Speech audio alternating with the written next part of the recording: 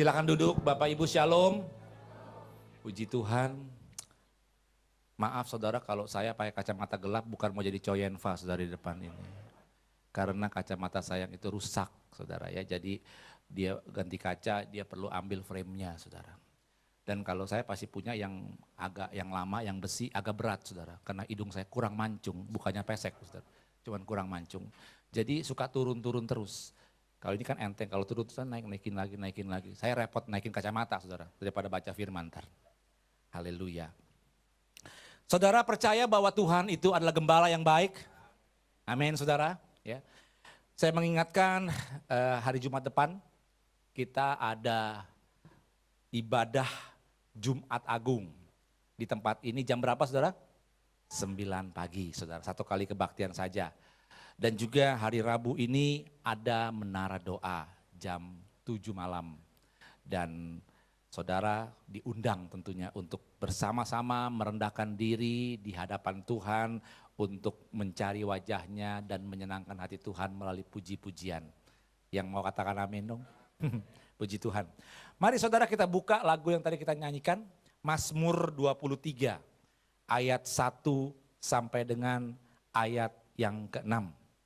Mazmur 23 ayat 1 sampai dengan ayat yang ke-6. Saudara, perikop dari judul daripada Mazmur ini apa saudara? Tuhan, gembalaku yang baik. Katakan amin. Ya, Tuhan adalah gembala yang baik dan kita baca Mazmur dari seorang raja ya tentang kehidupannya dan tentang Tuhannya. Kita baca bersama-sama dari ayat 1 sampai dengan ayat yang ke-6 Mazmur Daud. 1, 2, 3, Tuhan adalah gembalaku, takkan kekurangan aku. Ia membaringkan aku di padang yang berumput hijau. Ia membimbing aku ke air yang tenang. Ia menyegarkan jiwaku. Ia menuntun aku di jalan yang benar oleh karena namanya.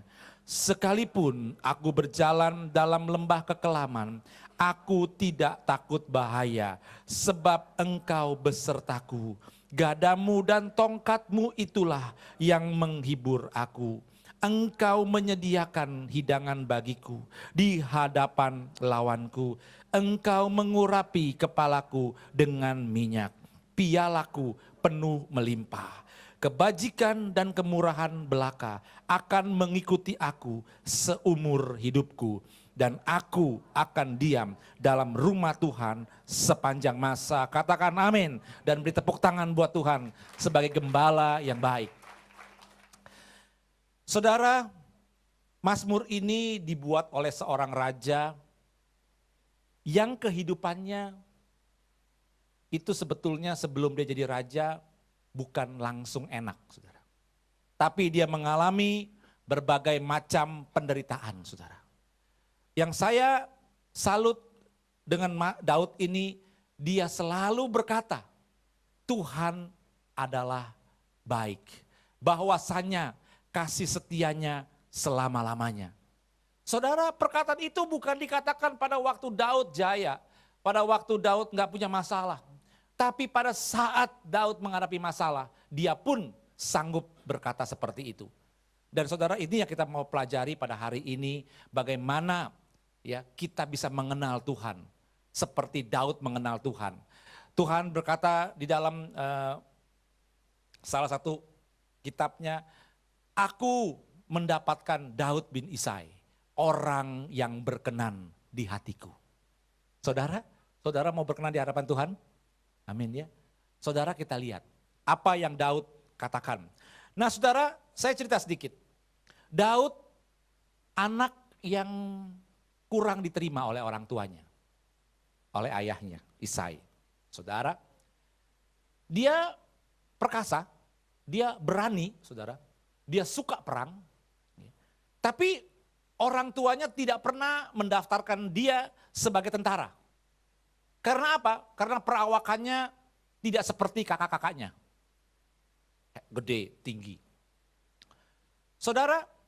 Daud ini bukan hanya seorang jiwa prajurit, walaupun badannya mungkin bukan prajurit, tapi jiwanya prajurit. Saudara, tapi dia juga seorang pemazmur. Seorang yang senang memuji Tuhan. Seorang yang senang untuk mengatakan hal-hal yang indah untuk Tuhan.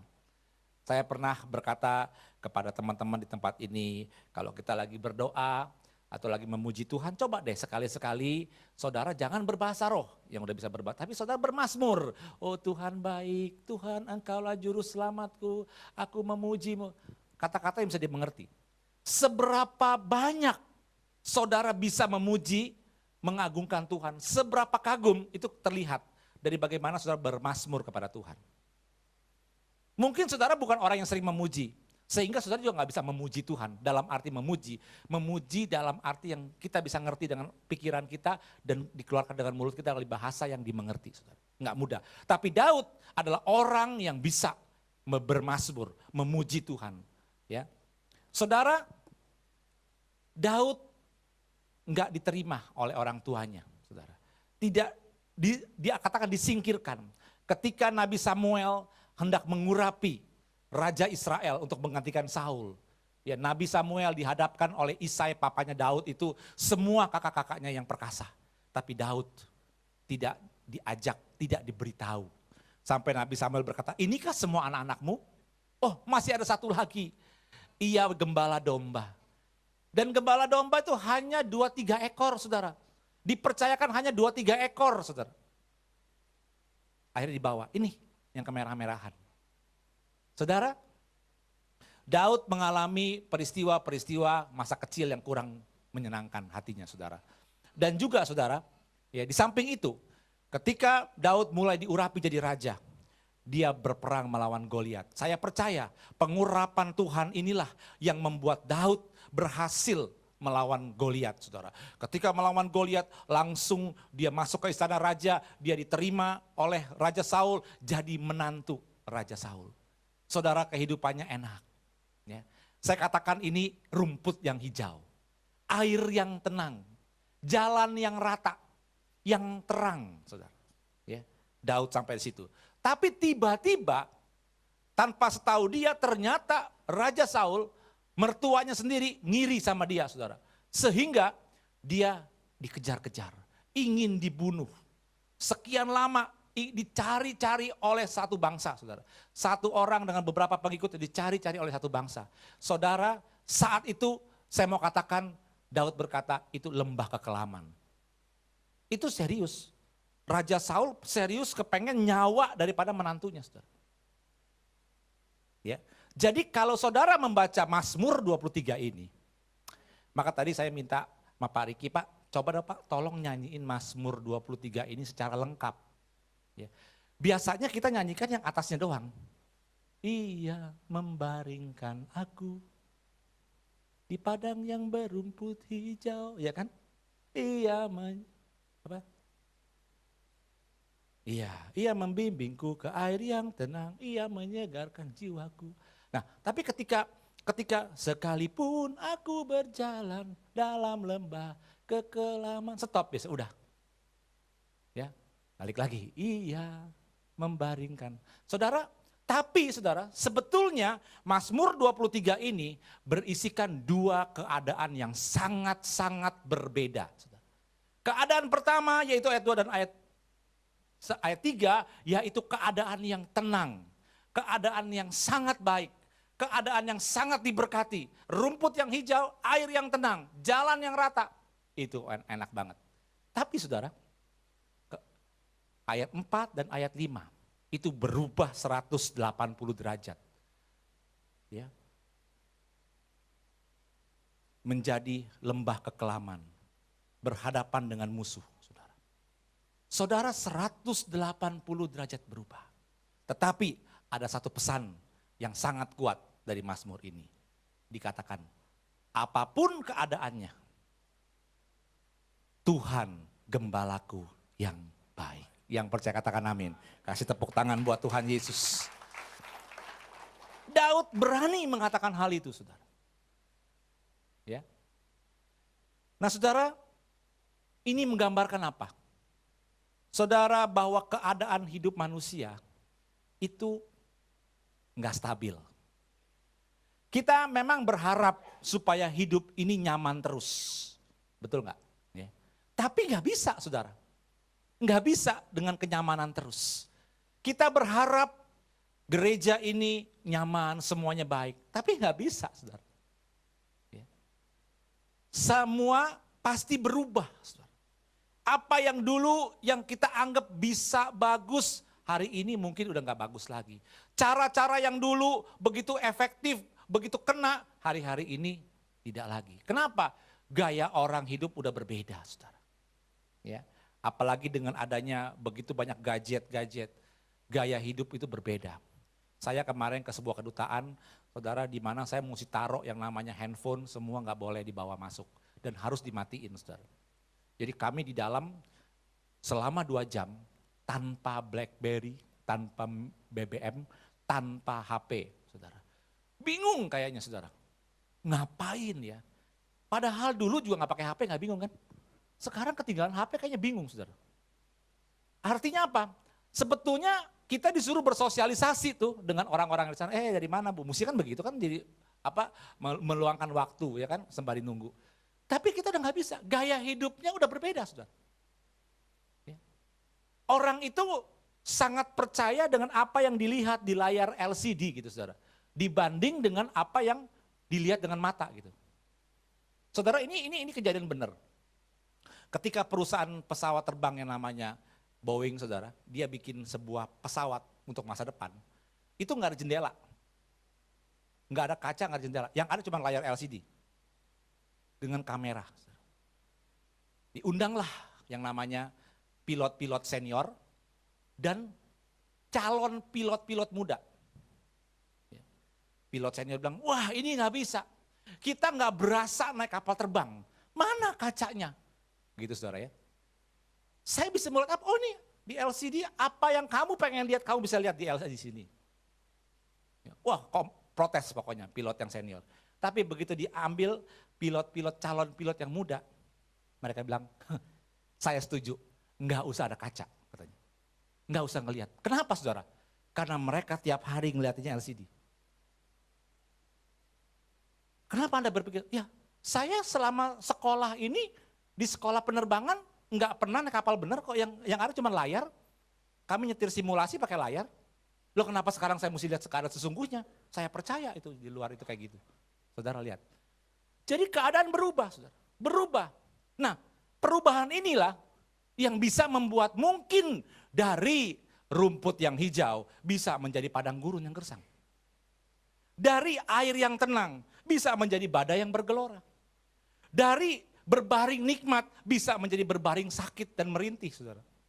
Dari jiwa yang segar bisa menjadi jiwa yang letih, lesu dan merintih. Dari jalan yang rata bisa menjadi lembah kekelaman, saudara. Keadaan berubah. Tapi kabar baiknya, Allah kita tidak pernah berubah. Dulu, sekarang, dan selama-lamanya. Kasih tepuk tangan buat Tuhan Yesus, haleluya. Di tempat manapun, kapanpun, dimanapun, keadaan bagaimanapun, Tuhan tetap maha kuasa. Tuhan tetap maha kasih, Tuhan tetap maha tahu, Tuhan tetap maha kudus, Tuhan tetap maha baik. Amin saudara. Nggak berubah dia. Itu yang Daud sampaikan. Tuhan gembalaku yang baik. Saudara, Tuhan punya berbagai cara untuk melindungi, menyertai, ya, hidup bersama-sama dengan umatnya, saudara. Saudara, kalau saudara melihat firman Tuhan dalam Mazmur 23 ini, di dalam ayat kedua dan ketiga, tadi saya simpulkan ayat kedua dan ketiga, itu menggambarkan sebuah keadaan yang sangat baik. Keadaan yang diberkati berlimpah-limpah. Rumput yang hijau, air yang tenang, betul? Jalan yang rata. Saudara akan melihat kata kerja. Apa yang Tuhan lakukan ketika rumput hijau, air tenang, jalan rata. Dikatakan di situ ada kata kerja membimbing, membaringkan, menyegarkan. Saudara, ya. Saudara, tapi ketika keadaan berubah, begitu menakutkan, ada di lembah kekelaman, Apakah Tuhan tinggal diam? Tidak. Di dalam ayat keempat dan ayat kelima, saudara mendapatkan kata kerja yang berkata, engkau besertaku, menyertai, menghibur, menyediakan hidangan, mengurapi. Ya. Dua kelompok kata kerja yang sangat berbeda. Kenapa mesti berbeda? Karena keadaannya berbeda. Amin, saudara. Pada saat saudara mengalami rumput yang hijau, Tuhan gak perlu memberikan penghiburan. Betul? Karena penghiburan saudara dan saya adalah rumput itu sendiri. Betul? Air yang tenang itu sendiri. Tapi Tuhan membimbing, membaringkan kita. Kita seperti orang dimanja, saudara. Amin, saudara ya. Ketika air tenang, Tuhan cuma menuntun. Jalan rata, Tuhan cuma menuntun kita. Supaya jangan salah. Jalan yang rata banyak. Nah, yang rata ini yang benar. Tuhan menuntun. Dia tidak perlu menghibur saudara. Dia tidak perlu mengurapi saudara. Tapi ketika keadaan berubah 180 derajat, berada dalam lembah kekelaman, berada di hadapan musuh-musuh dan lawan kita, maka Tuhan juga berubah penyertaannya. Dikatakan di situ, dia menyertai. Gadanya dan tongkatnya menyertai kita. Tadinya gada dan tongkat itu kita nggak lihat pada air yang tenang, rumput yang hijau. Tapi ketika lembah kekelaman, kita melihat gada Tuhan dan tongkat Tuhan menyertai kita. Ya. Tadinya kita tidak pernah menerima penghiburan, tetapi pada saat lembah kekelaman, pada saat sengsara, pada saat menderita, kita menerima penghiburan dari Tuhan. Mungkin pada saat diberkati, kita gak perlu yang namanya diurapi. Tapi pada saat lembah kekelaman, Tuhan mengurapi kepala kita dengan minyak. Artinya apa? Tuhan menjadi gembala segala keadaan. Apapun keadaan saudara, Tuhan mengerti cara yang terbaik untuk kita, untuk saudara dan saya. Maka saya suka lagu itu. Kau selalu punya cara untuk menolongku. Kau selalu punya jalan keajaibanmu. Kau dahsyat dalam segala perbuatanmu. Dan tenang di dalam caramu. Amin, saudara. Tuhan punya cara. Daud memberikan, kasih tahu pada kita. Ketika dia ada di rumput hijau, ketika dia ada di lembah kelam, cara Tuhan berbeda. Saudara, tetapi ada satu hal yang paling penting, Tuhan tetap baik. Tuhan tetap perhatikan kita. Amin, saudara. Ya. Saudara, ketika saya mempersiapkan ini, dalam 1 minggu ini, Tuhan tuh kasih lagu. Kebetulan tadi di kebaktian kedua kita gak keburu nyanyikan karena kita nyanyikan Mazmur 23. Ada satu lagu yang bunyi gini. Ku sembah kau Allahku, Bapa dan sahabatku, kau yang pedulikan seluruh hidupku. Saudara, dua bait pertama ini begitu kuat bicara. Jadi saudara, kata kau yang pedulikan seluruh hidupku. Ini yang ingin disampaikan Tuhan kepada saudara dan saya. Tuhan berkata, aku sangat peduli dengan hidupmu. Amin, saudara. Dia Bapa, tapi juga sahabat. Keadaan boleh berubah. Rumput hijau jadi lembah kekelaman. Boleh berubah, tapi Tuhan tidak pernah berubah. Oleh karena itu saudara, supaya kita bisa seperti Daud, begitu selalu kuat dalam keadaan apapun, kita harus punya gaya pikir, pola pikir yang berbeda. Saudara, banyak orang Kristen, saudara, hari-hari ini hidupnya hanya berorientasi pada keadaan baik. Kalau ikut Tuhan, pasti diberkati, betul. Kalau ikut Tuhan, semuanya aman, semuanya beres. Tidak, saudara. Keadaan bisa berubah. Dan perubahan itu bukan Tuhan yang bikin. Bisa karena dunia. Bisa karena kesalahan orang lain. Bisa karena kesalahan kita sendiri. Ketika seorang percaya sama Tuhan, dia kena bencana. Dia kena kecelakaan. Misalnya meninggal, saudara. Apakah kita mau katakan, oh pasti kamu ada masalah dengan Tuhan ya, sehingga Tuhan tidak meluputkan kamu? Oh tidak, saudara. Yesaya berkata, karena kejahatan dunia ini, maka tercabutlah nyawa orang benar. Orang benar, saudara, tercabut nyawanya. Tercabut artinya tidak sengaja dicabut. Karena keadaan dunia yang jahat ini. Bisa. Karena kelalaian. Karena supir mabuk-mabukan. Mengendarai bus enaknya aja. Nabrak masuk jurang, meninggal. Ya, bukan salah Tuhan, saudara. Saudara, jadi kalau kita memiliki mindset bahwa hidup kita harus selalu baik, maka saat mengalami lembah kekelaman, saat mengalami di jalan padang gurun yang gersang, kita merubah juga pandangan kita kepada Tuhan. Kita katakan, Tuhan engkau gak peduli. Mungkin dalam rumput hijau kita berkata, Tuhan engkau baik. Tapi pada saat padang gurun kita berkata, Tuhan engkau tidak peduli dengan saya. Saudara. Pertanyaan, kenapa saya? Kenapa ini terjadi pada saya? Itu sering muncul di dalam hidup orang percaya yang tidak benar-benar berakar sama Tuhan. Kita selalu bertanya, kenapa saya Tuhan? Kenapa ini harus menimpa saya? Tapi aneh sekali saudara. Aneh bin ajaib, itu udah aneh, udah ajaib gitu saudara. Aneh bin ajaib, ketika saudara mendapat berkat berlimpah-limpah. Gak pernah tuh keluar pertanyaan seperti itu ya. Kenapa saya diberkati berlimpah-limpah Tuhan? Kenapa gak orang lain? Pernah nanya gitu gak? Gak pernah ya? Tapi kalau sakit, kenapa saya sakit Tuhan? Kenapa saya ditimpa kemalangan seperti itu? Kalau dapat berkat gak pernah ngomong tuh. Dapat rumah, dapat mobil, ya, dapat jodoh. Kenapa saya dapat jodoh? Yang lain masih banyak belum dapat jodoh misalnya gitu. Saudara.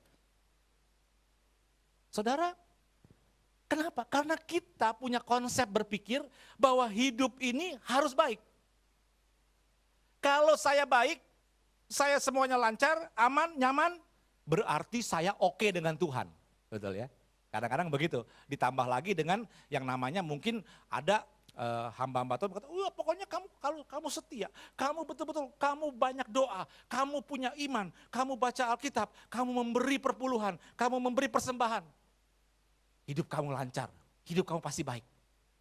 Nah begitu tidak baik, kita mungkin akan berpikir, kenapa ya saya? Dosa? Kurang iman?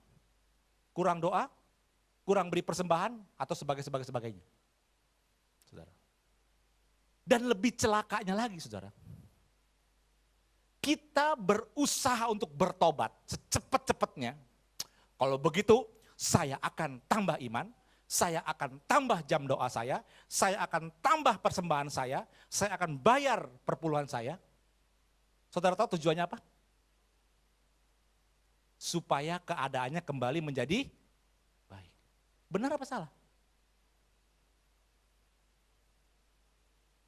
Pertobatan dilakukan bukan karena takut sama Tuhan.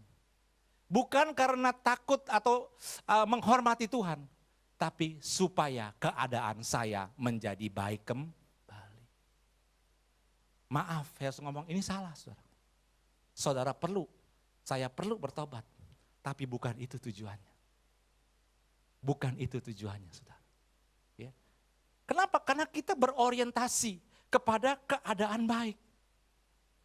Kalau keadaan gak baik, saya gak ada yang gak baik sama Tuhan. Jadi gampang, kalau saya mau baik lagi, keadaan saya baik kembali seperti dulu, mau jadi rumput hijau lagi, maka saya harus melakukan ini. Dan ketika sudah melakukan itu semua, keadaannya belum baik, saudara kecewa sama Tuhan. Saudara tinggalkan Tuhan. Banyak yang begitu saudara. Karena dikatakan, Daud udah ngajar, keadaan tuh pasti berubah-ubah. Gak bisa diprediksi saudara. Tapi satu hal saya terus ulang ini, bahwa Tuhan tidak pernah berubah. Amin saudara.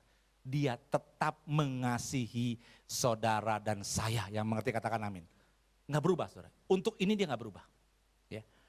Nah saudara, sehingga ketika kita bersaksi, kalau diminta bersaksi, kita berkata, nggak ada loh Pak yang mau disaksiin. Apa sih yang mau disaksiin? Saya masih sakit kok Pak. Apa sih yang mau disaksiin? Saya masih belum beres urusan keluarga. Saya masih nganggur Pak. Saya masih belum punya uang. Anak saya masih bandel Pak. Dan sebagainya. Sehingga kita tidak mau bersaksi. Tidak mau bersaksi berarti apa? Kita nggak ada, yang kita mau katakan kepada Tuhan, Tuhan maaf ya, nggak ada sesuatu yang Tuhan kerjakan dalam hidup saya. Sehingga nggak ada yang perlu saya saksikan.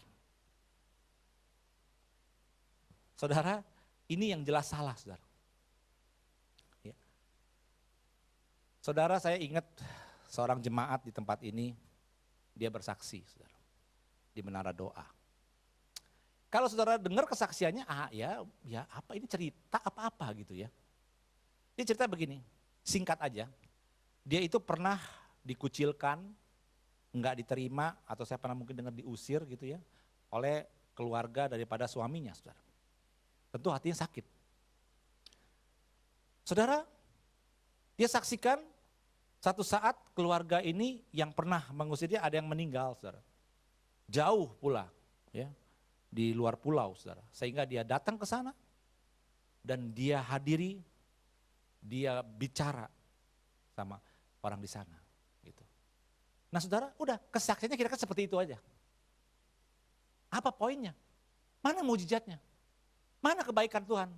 Nggak kelihatan kan ya? Tapi sebenarnya yang dia mau sampaikan, dia bilang gini, saya nggak tahu ya, kok saya bisa datang ke sono ya? Padahal saya kesel banget. Saya tuh inget gitu bagaimana saya diusir, bagaimana saya dikucilkan. Tapi kok saya bisa datang ke sana ya? Gitu, saudara. Saudara, di situ ada pesan yang luar biasa. Yaitu bagaimana Tuhan mengubah hatinya dari mungkin benci, kesel, sampai bisa terima, sampai bisa datang, sampai bisa memaafkan. Itu kesaksian yang luar biasa, saudara. Bukan gak ada kesaksian itu. Itu kesaksian yang luar biasa. Ketika Pak Yopi bersaksi waktu di Pengerja, saya sebetulnya mikir gitu, dia bilang. Saya ini sering mimpin rumah doa, kesembuhan sering terjadi karena Tuhan pakai saya, tapi saya kena kanker. Dia bilang. Dan enggak terima mujizat, kesembuhan tiba-tiba kankernya hilang, enggak. Tapi saya mesti melalui operasi dan kemoterapi. Pada saat kemoterapi selesai, itu saya pas di ruang pemulihan, itu dia bilang saya takut bukan main. Karena begitu menekan roh maut, saya terus terang takut mati, dia bilang. Tapi di situ saya berdoa sama Tuhan. Ya, saya percaya bahwa Tuhan yang saya sembah memberi kekuatan kepada saya. Saya ini hambanya, saya mau tetap melayani.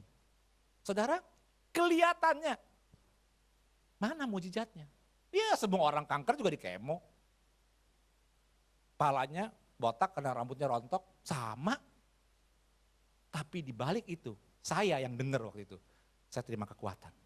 Ini luar biasa ini orang. Dia percaya sama Tuhannya dengan luar biasa. Itu kesaksian yang luar biasa.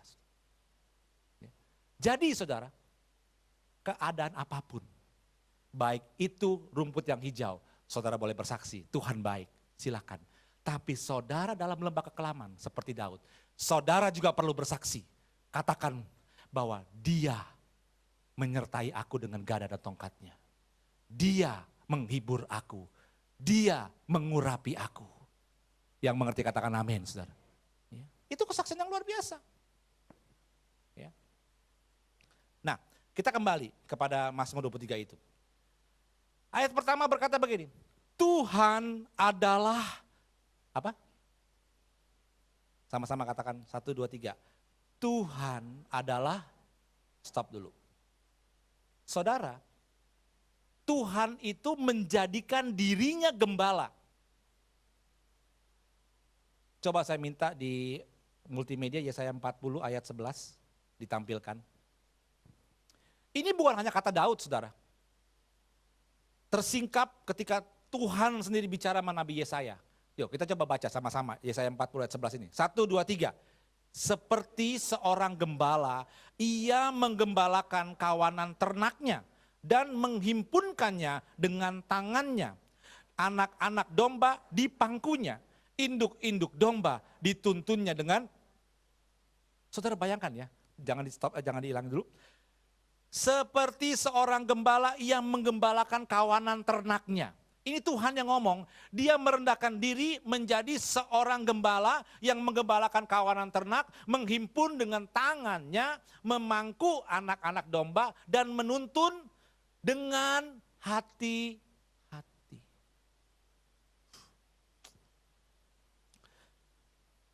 Saudara mungkin menyelami firman ini, mungkin gak seperti saya atau mungkin teman-teman saya yang gembala. Di sini kan, oh Pak Yupo gembala Mangga 2. Sebenarnya sih gak pantas disebut gembala, fair ngomong aja. Di dalam Timotius sebutnya penilik jemaat. Saudara, hati gembala itu Tuhan, itu seperti itu loh saudara. Domba itu binatang yang paling bodoh. Saya bukan bilang saudara paling bodoh, enggak loh. Domba, ya. Umpamanya gitu. Artinya apa saudara? Itu mesti pelan-pelan, dengan hati-hati saudara. Gak sabaran kayaknya sih. Jadi ketika Tuhan berkata, aku ini gembala kamu. Tuhan gembalaku. Saudara, ini satu hal yang sangat luar biasa. Saya mau menggambarkan bagaimana care-nya Tuhan, pedulinya Tuhan kepada saudara dan saya. Amin saudara. Saudara punya gembala sama Tuhan Yesus Kristus. Saya punya gembala sama Tuhan Yesus Kristus. Amin. Saudara cuma punya bapak rohani, saya punya bapak rohani. Kalau mengembalakan, enggak bisa saudara. Enggak mencapai deh kasihnya misalnya seperti itu. Memangku, menghimpun, lagi menuntun dengan hati-hati. Waduh, enggak sanggup. Ini cuma sekian orang saudara. Tuhan itu miliaran orang dan satu persatu dia tahu caranya men-treat kita. Saudara. Dia gembala yang baik saudara, amin. Bukan hanya itu, Yesus sendiri berkata dalam Yohanes 10, aku adalah gembala yang baik. Ya, gembala yang menyerahkan nyawanya bagi domba-dombanya. Jadi Daud ngomong gembala ini bukan berarti dia asal-asalan kasih predikat, enggak. Yesus sendiri, artinya apa? Tuhan Allah sendiri sudah menyatakan diri bahwa dia tidak malu disebut sebagai gembala. Itu bukan jabatan yang tinggi saudara, enggak. Itu jabatan rendah untuk menggembalakan domba. Jabatan yang rendah saudara. Tapi Tuhan mau ngambil jabatan itu karena dia peduli kepada hidup saudara dan saya. Yang mengerti katakan amin. Saudara. Dan dia bukan gembala hanya untuk satu keadaan. Tapi dia gembala untuk semua keadaan. Baik rumput yang hijau maupun lembah kekelaman. Dia tetap gembala yang baik. Mungkin saudara pernah kenal di zaman dahulu ketika saudara menyembah berhala, begitu banyak dewa ya. Ada dewa air, ada dewa api, ada dewa dapur, mungkin asalnya tukang masak tadinya. Ada dewa apa lagi tuh, ya kan? Macam-macam kan, dewa pertanian, dewa hujan segala macam. Ada perempuan, ada laki. Kenapa banyak dewa? Karena dewanya spesialis. Ya. Jadi nggak bisa kerjain yang lain. Yang dewa api mainnya api melulu gitu kan. Mungkin berantem sama dewa air ya kan. Yang main air melulu. Jadi kalau kebakaran dewa api misalnya, kebanjiran dewa air misalnya gitu. Saudara. Tapi Tuhan enggak. Tuhan dokter umum saudara. Segala penyakit bisa. Mau rumput yang hijau, mau lembah yang kelam, dia tetap Tuhan yang maha kuasa, gembala kita yang baik. Beri tepuk tangan sekali lagi untuk Tuhan Yesus. Ketika saudara berkata bahwa Tuhan itu gembalaku, maka ayat selanjutnya berkata, takkan kekurangan aku. Kapan kita gak kekurangan? Ketika Tuhan kita jadikan gembala kita. Amin saudara. Ketika saudara percaya bahwa dia menuntun hidup kita. dia menghimpun hidup kita, dia memangku hidup kita, maka dia akan memberikan kepada saudara dan saya bukan kekurangan, tetapi kelimpahan. Amin, saudara. Ya, saudara, kadang-kadang kita itu dikatakan tadi perlu bersaksi dalam segala keadaan. Kesaksiannya mungkin nggak bagus, saudara, tetapi jangan jangan a priori gitu, bahwa kesaksian itu nggak membawa sebuah dampak, saudara.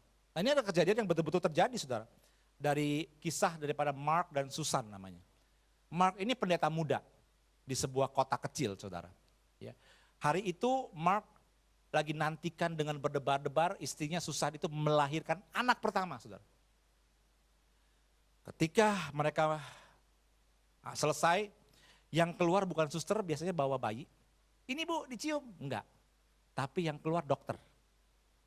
Dokter Anderson waktu itu. Nama anaknya Dani.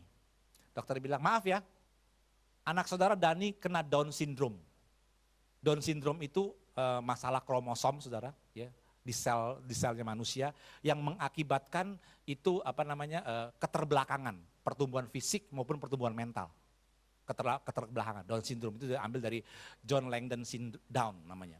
Dr. John Langdon Down, jadi Down syndrome. Dia temukan itu. Saudara, mereka begitu kaget, saudara. Yang mestinya rumput yang hijau yang mereka harapkan, tiba-tiba yang datang lembah kekelaman. Dokternya ngerti, ditinggalin dulu mereka berdua. Mereka menangis, mereka berdoa. Saudara, selesai berdoa, istrinya berkata, jangan takut, Tuhan tahu bahwa kita memiliki anak atau Dani Down syndrome. Dia pasti menolong kita dalam melalui kesukaran ini. Dikuatkan oleh istrinya, saudara. Kemudian suami bilang, oke.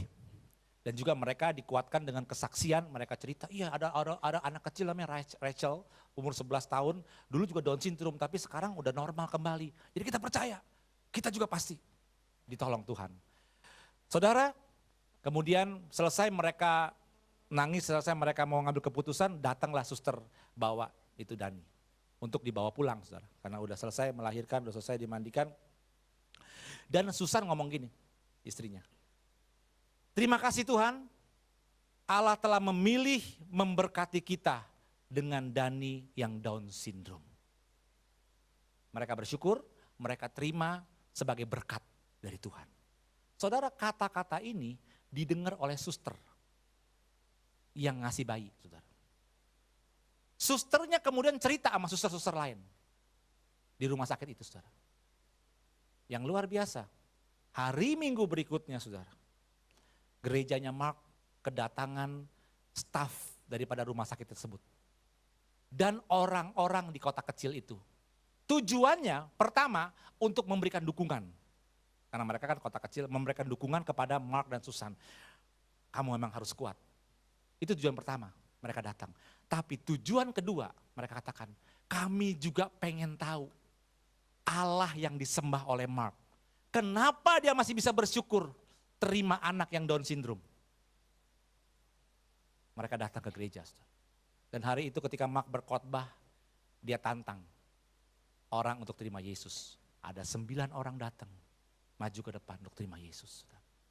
Saudara, lembah kekelaman, penderitaan, bukan gak bisa dipakai untuk memuliakan Tuhan. Amin, saudara.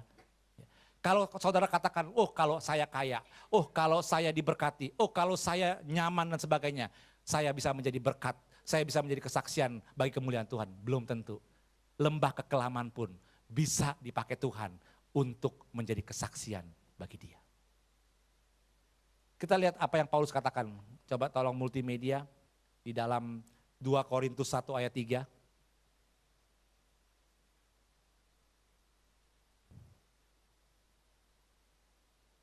2 Korintus 1 ayat 3. Ya, kita baca ayat 3 dan ayat 4. 1, 2, 3. Terpujilah Allah Bapa Tuhan kita Yesus Kristus. Bapa yang penuh belas kasihan dan Allah sumber segala penghiburan. Yang menghibur kami dalam segala penderitaan kami, sehingga kami sanggup menghibur mereka yang berada dalam bermacam-macam penderitaan dengan penghiburan yang kami terima sendiri dari hidupnya Paulus, saudara. Nggak enak. Sebelum kenal Tuhan dia nggak pernah ngalamin dirampok, telanjang, kelaparan, dilempari batu, dicambuk 39 kali. Tidak pernah. Tidak pernah dikejar-kejar oleh orang Yahudi. Orang Yahudi hormat sama dia. Tapi sejak dia memberitakan Injil, itulah yang terjadi dalam kehidupan dia. Bukan rumput yang hijau. Rumput hijau pada saat dia belum memberitakan Injil. Tapi pada saat dia memberitakan Injil, yang terjadi lembah kekelaman. Tapi apa kata Paulus dalam 1 Korintus 3? Tadi dikatakan, ayat 1 ayat 3. Terpujilah Allah. Bapa Tuhan kita Yesus Kristus, Bapa penuh belas kasihan dan Allah sumber segala penghiburan. Allah yang maha kuasa ketika saudara dan saya dalam lembah kekelaman, dia berubah menjadi Allah sumber segala penghiburan. Amin saudara. Makanya Yesus berkata, marilah kepadaku engkau yang letih lesu dan berbeban berat. Aku akan memberi apa saudara? Kelegaan. Tuhan gak berjanjikan ya untuk ngambil beban kita kan? Dia cuma bilang, aku akan memberi kelegaan. Dia akan menjadi sumber penghiburan. Untuk apa? Untuk menghibur mereka yang dalam penderitaan. Amin saudara ya. Ini luar biasa. Jadi kalau dikatakan ketika Tuhan kita jadikan gembala kita. Apapun keadaan kita bisa berkata takkan kekurangan aku. Ketika aku sedih, aku dihibur. Ketika hatiku susah, ada sukacita Tuhan datang. Ketika mentok, Tuhan kasih jalan keluar. Amin saudara. Itu Tuhan kita. Itu gembala kita. Jadi jadikanlah Tuhan sebagai gembala kita. Kalau kita jadikan itu yang kedua, takkan kekurangan.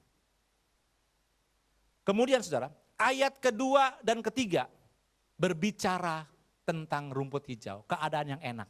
Ayat 4 dan 5 berbicara tentang lembah kekelaman. Saudara, yang ketiga, hal yang ketiga adalah melalui lembah kekelaman kita bisa mengenal Tuhan lebih dalam. Saya berikan contoh begini. Saya tuh dulu pernah, kita nih misalnya pergi satu gereja ini ke sebuah taman laut yang indah.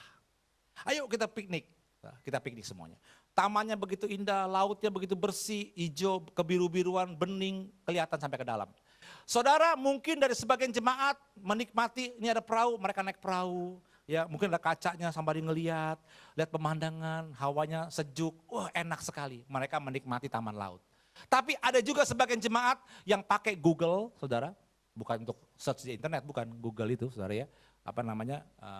Kaca nyelam, pakai snorkeling, bersnorkeling gitu.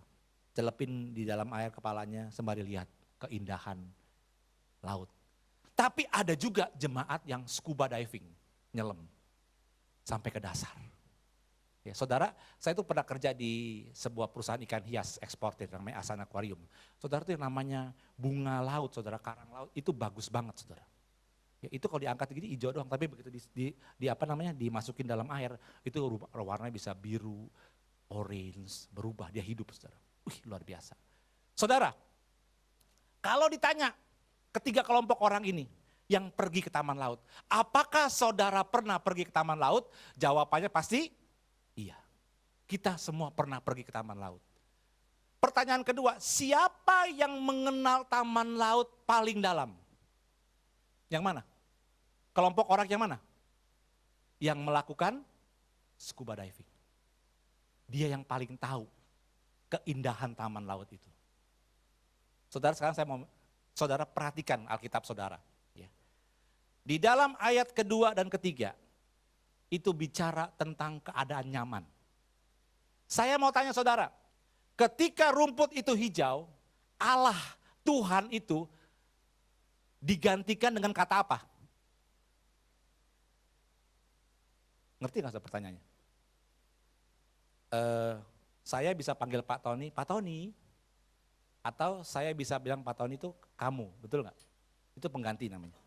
Nah saya mau tanya, di dalam ayat kedua dan ketiga, Tuhan itu dipakai kata apa? Iya. Iya itu dalam bahasa Indonesia pengganti orang ketiga. Ke satu siapa? Aku. Kedua, kamu. Ketiga, ya. Saudara perhatikan baik-baik. Oke, sekarang di dalam ayat keempat dan kelima, Tuhan itu dipakai kata apa?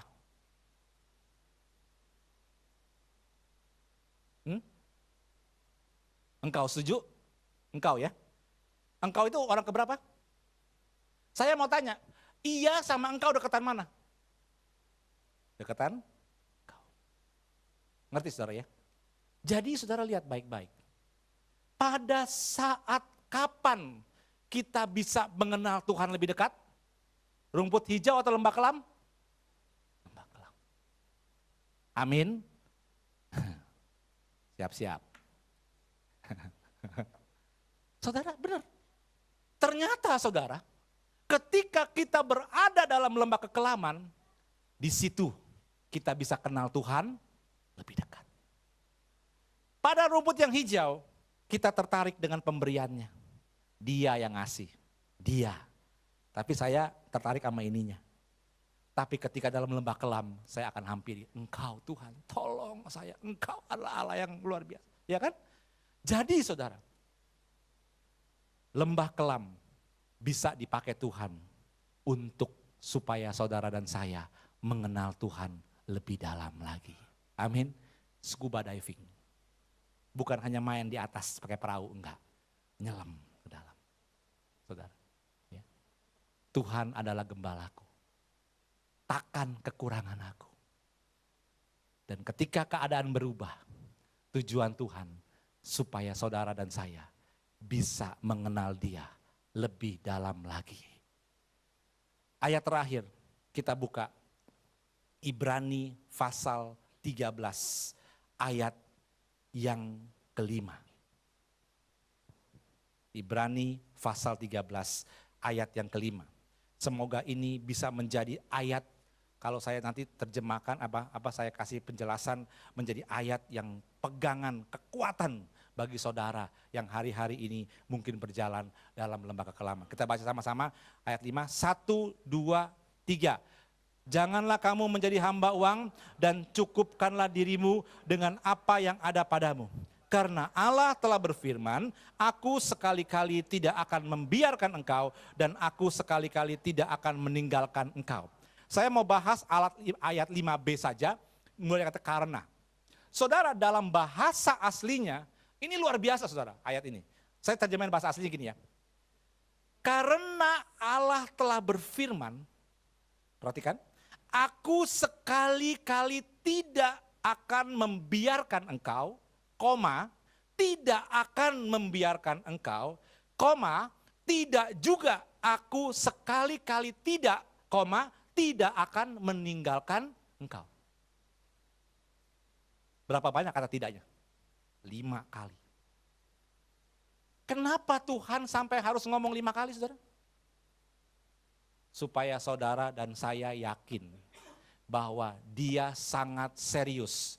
Dia tidak pernah, tidak akan, sekali-kali tidak akan membiarkan saudara dan saya. Amin saudara. Apapun keadaan saudara. Sehingga ayat 6-nya, coba tolong ayat 6-nya, baca dengan suara keras. Kalau saudara udah yakin dengan ayat 5b, ayat 6 kita bicara dengan keras. 1, 2, 3, sebab itu dengan yakin kita dapat berkata, Tuhan adalah penolongku, aku tidak akan takut. Apakah yang dapat dilakukan manusia terhadap aku? Beri tepuk tangan buat Tuhan Yesus. Haleluya. Mari saya undang pemusik, kita masuk dalam doa, dalam perjamuan kudus.